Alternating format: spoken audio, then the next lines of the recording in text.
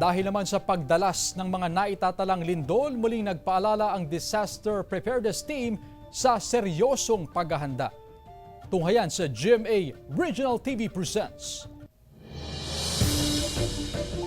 Maging laging handa sa anumang sakuna. Ito ang palaging ipinaaalala ng Pangasinan Provincial Disaster Risk Reduction and Management Office lalo't madalas na ang naitatalang lindol sa bansa. Nagsasagawa ng community-based drill ang PDRRMO kung saan bumibisita sila sa bawat barangay, mga establishmento at mga paaralan para magbigay kaalaman kaugnay sa lindol. Kahalagahan ng pagkakaroon ng knowledge tungkol sa lindol ay makakatulong sa atin upang una na dyan mailigtas po ang ating sarili at makapagligtas ng kapwa. Bakas pang epekto ng 1990 killer earthquake sa Dagupan City. May gusali pa ring naiwang tabingi dahil sa malakas na lindol. May mga gusali ring lumubog. Sa parehong pwesto rin umano na silayan ng 60 taong gulang na si Pakito ang pagtama ng lindol sa lungsod.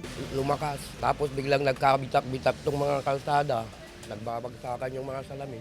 Tubig na may halong buhangin na itim. Halos dikit na rin sa ulo ng negosyanteng si Bonnie ang kisame ng kanilang stall. Lumubog din kasi ito. Regular ang inspeksyon ng otoridad para matiyak ang structural stability ng mga gusali. Bumaba, nag-sink talaga, mga 14 inches. Kasi bumaba, nagpataas kami ng 14 inches din.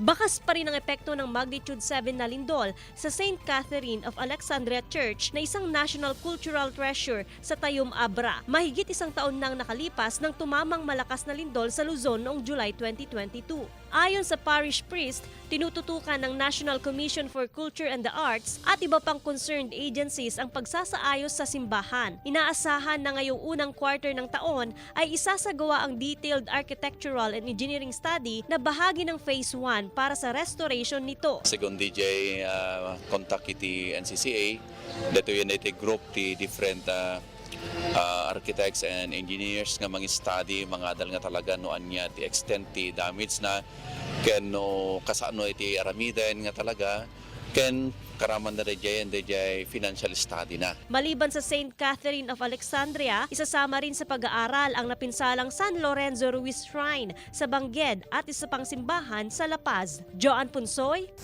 One North Central Luzon.